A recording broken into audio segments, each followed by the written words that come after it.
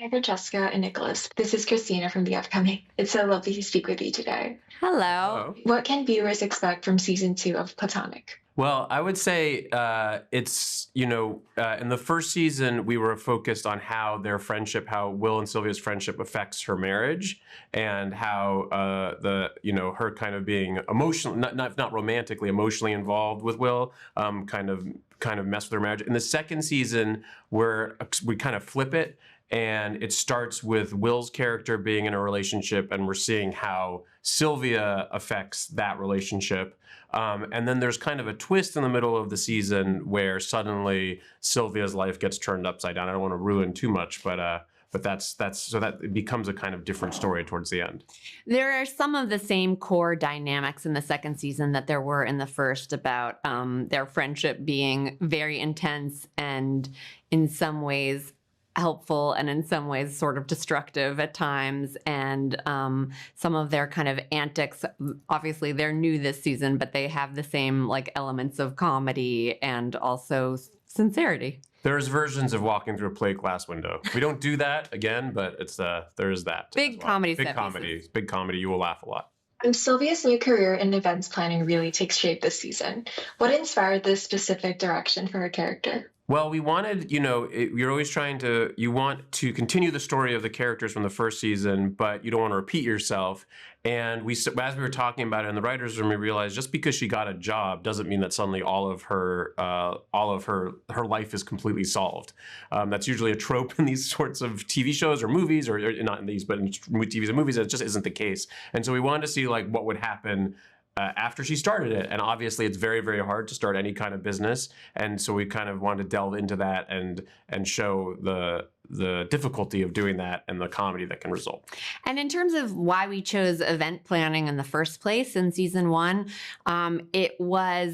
we wanted something that was really different from what she had been trained to do, and something where she could bring her skill set from her life as like being in charge of her family and in charge of her children, and something that she would have sort of learned in that part of her life, throwing a lot of events. And we also wanted something that would put her in close proximity to her friends and the other characters in the show. So in this season, she plans events for Will, she plans events for her best friend Katie, she plans events for Charlie at his law firm, and it's sort of a way to have her job not be like completely siloed, but to incorporate the other characters from the show. On the topic of the writer's room, what were the most fun and most challenging parts of writing this season? Well, the first season, we thought this was going to be an anthology show. So we thought we were only going to do one season with these two characters and then tell a story about a different platonic friendship each season. And about halfway through shooting the first season, we're having such a good time. We approached Seth and Rose and said, hey, would you want to do more seasons of this? And they said yes. And Apple was really into the idea as well.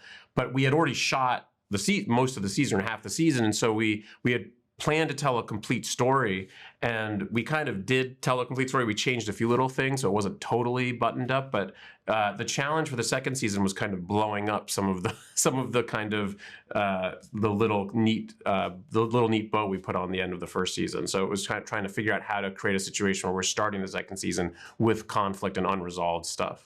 And I would say the most fun we have in the writers' room is when we as a group of writers really disagree about something, because then it really generates like the most fertile kind of discussion. And like one example of that is there's a long discussion about Sydney Sweeney in one of the episodes. Seth's character Will and their friend Wildcard are just like very fascinated by Sydney Sweeney, and they talk about her at great length at a dinner with Rose's character Sylvia, and Sylvia sort of can't believe how much time they can spend talking about Sydney Sweeney. And this was kind of a version of something that happened in the writer's room, where that idea for a story got pitched, and a lot of the women writers on the show were like, we can't possibly talk about this. This is boring, and no one would ever talk about it. And then it turned into like a fight in the room that we then basically kind of transcribed and put on screen. Yeah.